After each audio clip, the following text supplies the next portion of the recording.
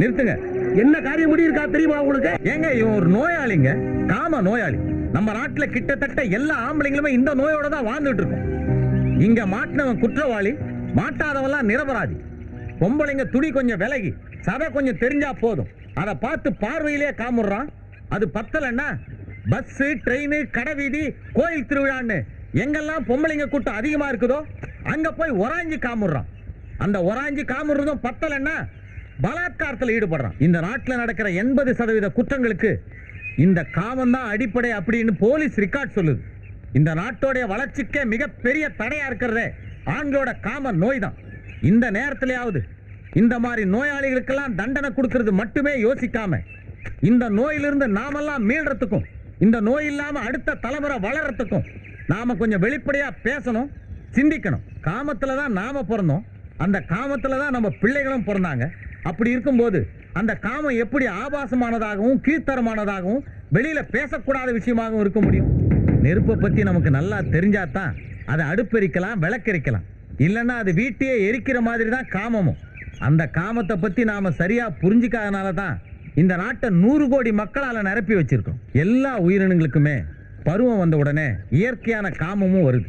அப்படி வரும்போது ஐந்தறிவான அந்த உயிரினங்கள் கூட அதுங்கெல்லாம் இணை தேடுறதுக்கும் துணை தேடுறதுக்கும் சுதந்திரம் கொடுக்குது, அனுமதிக்குது.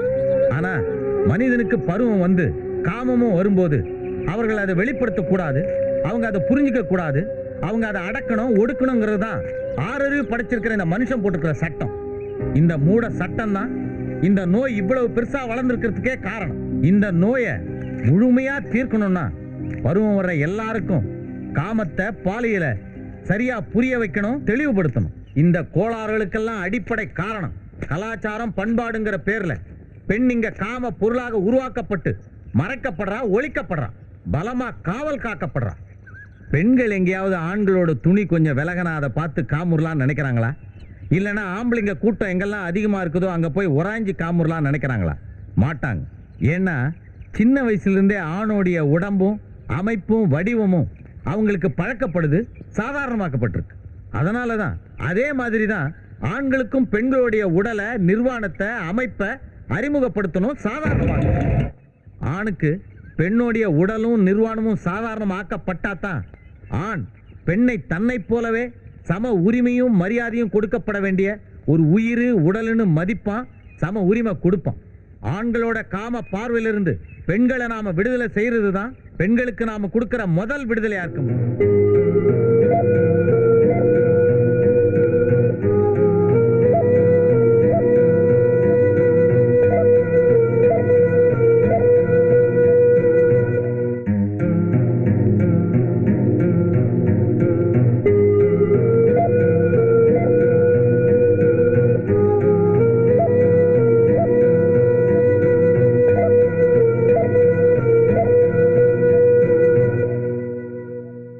வேலு பிரபாரோட அட்டம் மற்ற கேள்விப்பட்டிருப்பீங்க.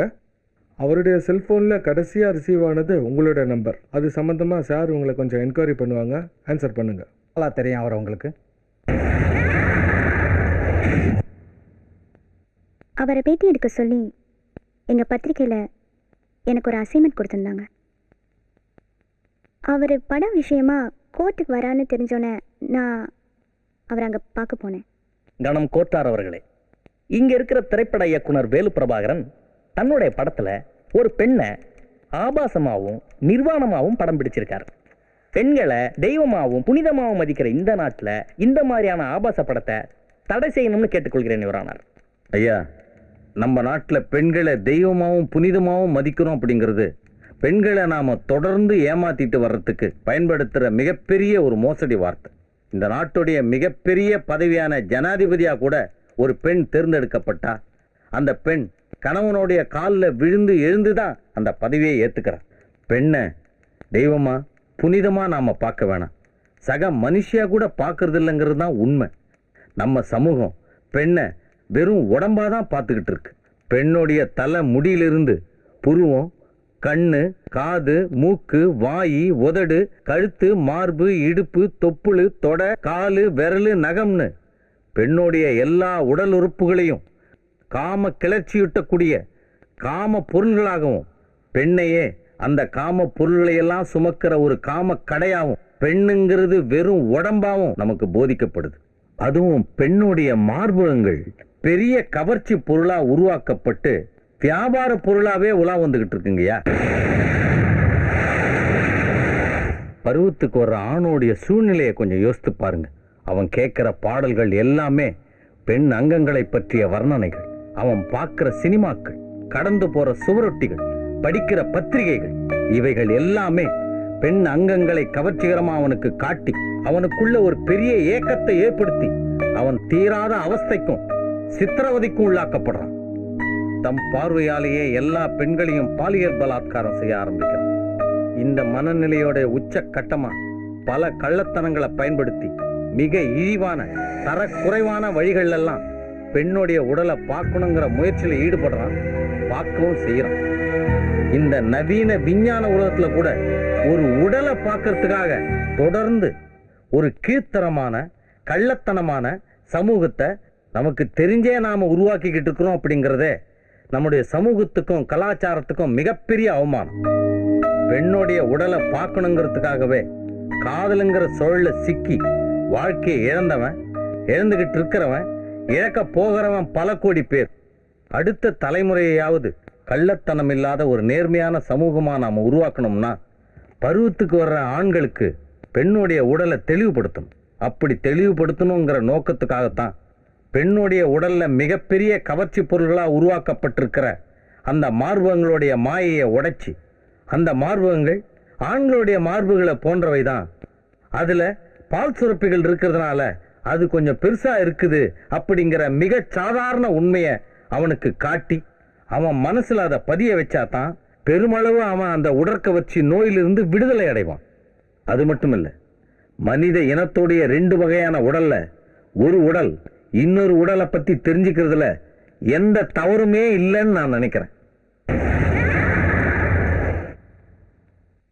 அவருடைய வாக்குவாதங்களை கேட்டதுக்கு அப்புறம் அவர் எடுத்த படத்தை பற்றி, அவரை பற்றி ஒரு விரிவான பேட்டி எடுக்கிறதுக்காக என் கார்லேயே அவரை நான் வீட்டுக்கு கூட்டிகிட்டு போயிருந்தேன்.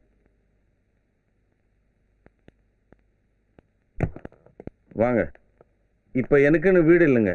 இது இயக்குனர் சேரனுடைய உதவியாளர் உமாபதி இருக்கார் பார்த்தீங்களா, அவருடைய வீடுங்க. அவங்க மனைவி பிரசவத்துக்காக அவங்க ஊருக்கு போயிருக்கிறதுனால ஒரு 2 மாசம் என்ன இங்க தங்கிக்க சொன்னார். உட்காருங்க.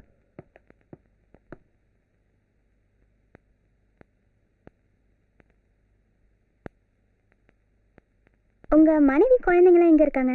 எனக்கு மனைவி குழந்தைங்கன்னு யாரும் இல்லைங்க. சொந்தம்னு சொல்லிக்கணும்னா குட்டப்பன்னு ஒரே ஒரு நாய்க்குட்டி மட்டும்தான். சார், முதல்ல நீங்க எடுத்த படத்தோட கதையை சொல்லுங்க.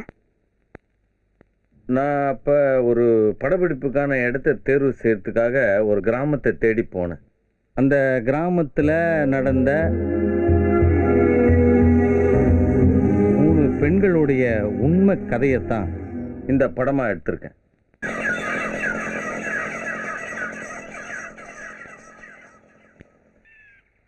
கோவில் மூலஸ்தானத்துல நாம நுழைஞ்சாலே தீட்டாயிடும்ங்கிறது ஐதீகம். இந்த ஜாதி கட்ட ஜாதி நாயி மூலஸ்தானத்திலே நுழைஞ்சு சாமி சிலைய தொட்டிருக்கு. தரித்திரம் முடிச்ச கழுத இது செஞ்ச கூத்தால சாமியே செத்துருன்னு சொல்லி கோயில மூட்டு போயிட்டாரு ஐயரு. ஐயா, 2 முறை வயிற்றுல உசுறு தங்காம போயிடுச்சுன்னு இந்த முறையாவது புள்ள நல்லபடியா பிறக்கணும்னுதான் எட்ட நின்னு கும்பிட வேண்டிய சாமிய கிட்ட போய் தொட்டு கும்பிட்டுட்டு ஐயா, மன்னிச்சிருங்க ஐயா. செத்து தொலைட்டு முடி. என்ன இப்ப அந்த சாமிக்கே பிடிக்காம தானே 2 உயிருமே கொண்டு இருக்கு. உங்களை எல்லாம் ஒரு காலத்துல கோயிலுக்குள்ளே விடாம இருந்தோம். அடையாம்பா கோயிலுக்குள்ள என்ன ஊருக்குள்ளே விடாம இருந்தோம். ஐயா, நேர மாசக்காரி உள்ள பாசத்துல புத்தி கேட்டு போய் இந்த தப்பு பண்ணிட்டா ஐயா. எல்லாத்திலும் பெரியவங்க நீங்க தான் ஐயா பெரிய மனசு பண்ணி எங்களை மன்னிக்கணும். மன்னிக்க கூடிய தப்பாடா செஞ்சிருக்கா இவன். செத்து போன சாமிக்கு உயிரை கொடுக்கறது சாதாரண விஷயமாடா. கங்கையிலிருந்து நீரை வரவழைக்கணும், யாகத்தை வளர்க்கணும், ஆச்சாரியாரை வரவழைக்கணும். எவ்வளவு செலவாகும் தெரியுமாடா உங்களுக்கெல்லாம்? லட்ச ரூபாய்க்கு மேல செலவாகும். நாங்களே என்ன பண்றோம் முடிச்சிட்டு இருக்கோம். சரியா? சாமி காரியம் செலவு செஞ்சுதான் ஆகணும். இவ பண்ண தப்புக்கு 25,000 ரூபாய் அபராதமா கட்டிட்டு கூட்டிட்டு போக சொல்லு. மிச்சத்தை நான் பாத்துக்கிறேன். இவங்க பணத்தை கெட்டுற வரைக்கும் ஒரு வட்டத்தை போட்டு அதுக்குள்ள இவள் நிக்க வைங்க. ஐயா, தெரியாம செஞ்சுட்ட ஐயா. பணத்தை கெட்ட வரைக்கும் பச்சை தண்ணி கூட கொடுக்காங்க. ஐயா அவ்வளவு பணத்துக்கு நாங்க எங்கேயா போவோம்? இன்னைக்கோ நாளைக்கோ பிரசவத்துக்காக இருக்கிற பொண்ணு ஒரு வட்டத்துக்குள்ள நில்லுன்னு சொல்றீங்களே, இவ்வளவு பணத்துக்கு அவங்க எங்க போவாங்க? ஏய், கூலிய வருஷத்துக்கு கொடுக்கணும் கூட்டமா வர்றீங்களா? வசூல் பண்ணி கட்டுங்கடா. யோ அதெல்லாம் கட்ட முடியாது, உன்னால முடிஞ்சதை பாத்துக்க. ஐயா எங்களுக்கு வழி உன் அட்டகாரத்துக்கு அளவே எல்லாம் போச்சு. உன்னை கேட்கறதுக்கு ஆள் இல்லைங்கிறதுக்காக வெட்டி வைக்கிறோம்டா.